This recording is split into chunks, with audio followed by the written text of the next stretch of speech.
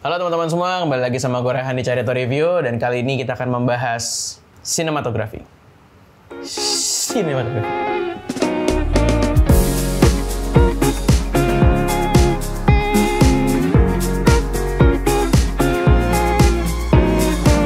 Sekarang kita ngebahas yang paling pertamanya dulu. Yang menurut gue dari semuanya ini yang paling penting, yaitu mentalnya dulu. Videografer dan sinematografer kali ya. Gue lebih enak ngomongnya kayak itu ya, karena ini kita menuju ke personalnya masing-masing dulu. Let's say basically mungkin mirip ya, sama-sama gampangnya ngambil gambar, harus sama-sama ngerti framing, semiotik, segitiga exposure, dan segala macamnya. Yang terbeda adalah di saat lu sebagai videografer, mungkin lu bisa ngerjain cuma sendirian, berdua tim lu, atau bertiga. Tapi kalau lu sebagai sinematografer, itu nggak bisa. Lu harus minimal 2, 3, 4 orang. Karena di saat lu sebagai sinematografer, lu sebagai DOP, lu butuh bantuan yang namanya focus puller, grip, dan segala macamnya.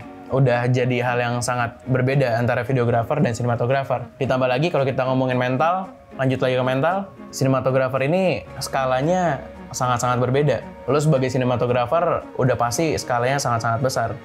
Udah nggak ada lagi produksi yang sehari selesai. Nggak ada lagi produksi yang 2 hari selesai. Dimana di saat lo menjadi sinematografer, mental lo sangat diuji.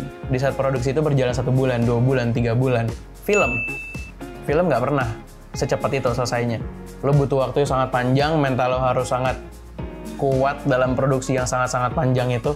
Commercial ads, 1 hari, 2 hari, 3 hari. Biarpun sama kayak videografer, ada yang 1 hari juga.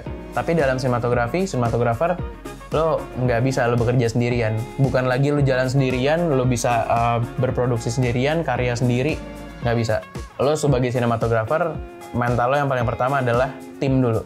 Karena lo nggak bisa sendirian. Gitu mas. Sekarang kita lanjutin lagi ngobrol tentang alat yang digunakan. Videografer dan sinematografer itu udah nggak bisa disamain ya menurut gue. Gear yang dipakai, alat yang dipakainya. Mungkin kalau teman-teman videografer cukup projectnya dengan mirrorless, dengan alat-alat gear yang let's say kalau kita ngomongin harga 10, 15, 20, 30, teman-teman bisa mengakomodir semua projectnya dengan gear yang seperti itu. Tapi kalau lo udah masuk ke ranah sinematografi, nggak bisa teman-teman. Teman-teman harus pakai gear yang memang speknya sesuai. Nggak bisa lagi yang hidupin kamera, buka, setel ISO, shutter, diafragma, picture profile, record, nggak bisa. Karena di saat teman-teman masuk ke dunia sinematografer, semuanya serba manual. Semuanya harus disetting satu-satu. Pakai kamera sinema hidup akan lebih ribet.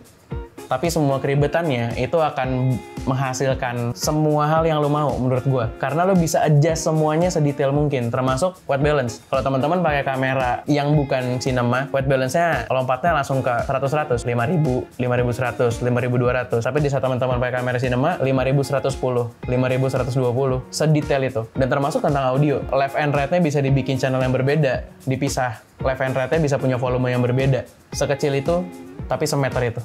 Sekarang yang paling penting salah satunya adalah storage. Kalau kalian ngerasa 64 GB, 128 GB itu udah besar, di saat lo pakai kamera sinema 160 GB, 250 GB itu paling cuma 13 menit dengan data yang sangat besar, data bitrate yang sangat tinggi, sama dengan teman-teman nggak bisa lagi ngedit pakai laptop atau PC yang biasa aja. Nggak bisa. Laptop atau PC di harga 30 juta, 25 juta, 30 juta, 4K Tiban 2 atau 8K 1, 10-bit 422-nya masih banyak banget laptop atau PC yang nggak bisa kejar.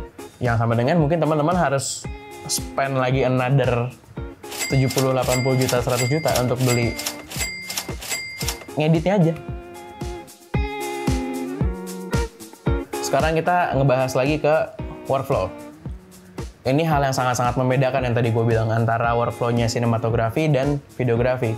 Videografi ini untuk membuat workflow-nya di pre, pro, dan post-nya gue cukup yakin nggak akan se-complicated sinematografi. Sinema itu butuh ketelitian yang sangat tinggi. Ngerjain pre-nya aja mungkin butuh 1 bulan, 2 bulan, 3 bulan. Bahkan kalau kita ngomongin film-film yang gokil banget gitu ya, pre-nya bisa 1 tahun sampai 2 tahun. Lalu kalau kita ngobrolin workflow, udah pasti kita ngomongin siapa yang ada di dalamnya. Kalau kita ngomongin dari segi videografi ya, ada videografer, ada audioman, ada lighting. Tapi kalau kita udah ngebahasnya ke cinema, udah bukan lagi 1 atau 2 orang, tapi udah disebutnya departemen.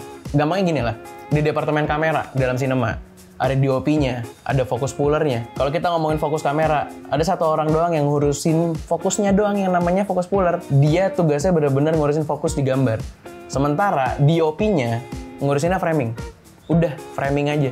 Ini baru 2 orang yang berbeda tanggung jawabnya. Ini pun kalau kita breakdown lagi di departemen kamera bisa ada 4-5 orang sendiri. Di departemen lighting itu udah bisa ada 10, 5, 15 orang sendiri untuk nge-setup lightingnya. Untuk di bagian departemen audionya, itu memang dia hidupnya dari awal dia suka dengan produksian, dia udah mendedikasikan hidupnya sama audio. Nggak ada lagi yang namanya double job, karena dalam departemen sinema masing-masing harus menajamkan fokusnya masing-masing, kesukaannya masing-masing.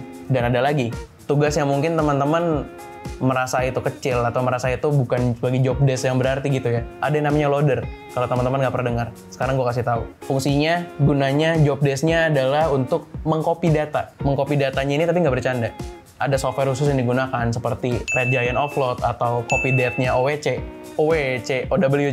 Kalau udah ngebahas tentang data, ini sangat hati-hati. Kopinya salah, lupa kopinya, atau di saat copy ada 1 bit data yang korup, kerugiannya puluhan, ratusan, mungkin miliaran. Di copy dan dipaste dengan baik gitu, jangan sampai ada data-data yang tidak tercopy. Itu akibatnya bisa fatal gitu. Kebetulan Anda 2 kali kan ya, sehingga saya... Sekali bang. Oh, lu sekali ya? Gue enggak. Itu hilang.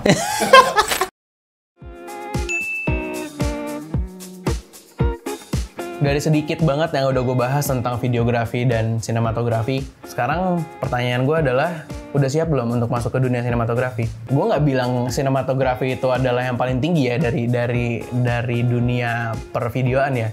Ya mungkin gue akan banyak kontra sama banyak orang, mungkin teman-teman akan ada beberapa orang yang hujat gue juga ya tentang opini ini. Tapi menurut gue, lo sebagai sinematografi atau lo sebagai videografi, kalau memang itu yang lo pengen dan memang itu mimpi lo, nggak ada yang lebih bagus dan nggak ada yang lebih buruk. Tergantung yang mana yang lo suka aja. Jangan pernah lo pandang salah satunya ada yang lebih bergengsi. Enggak. Ya, ini udah masalah jalan ninjanya masing-masing aja. Lo mau sukanya sinematografi, lo gas sinematografi. Lo sukanya videografi, gas videografi. Lo sukanya content creator, ya gas content creator. Ini udah bukan tentang gengsi lagi. Ini tentang jalan hidup aja kok. Pesan terakhir yang mau gue sampaikan ke teman-teman semua adalah terima kasih sudah menjadi bagian dari tim produksi, tim content creator di Indonesia ini. Karena dengan adanya kita, adanya teman-teman semua, kita berharap untuk konten-konten di Indonesia akan menjadi lebih baik lagi. Film-film di Indonesia, video-video yang ada saat ini udah bukan lagi video-video yang tidak mengedukasi ya. Ya karena dalam konten dan video kita selalu berharap di dalamnya ada edukasi, entertainment, ada moral story-nya juga. Dan untuk adik-adik atau teman-teman yang baru mau masuk ke dunia produksi, jangan takut untuk mencoba, jangan takut untuk sewa alat atau minjem alat, karena harus tetap butuh alat ya. Jangan pernah takut dan terus dicoba, terus trial and error. Gue cukup yakin teman-teman produksi yang udah lebih duluan, yang lebih senior, nggak akan ragu untuk ngerangkul lo dan ngajarin lo. Pasti.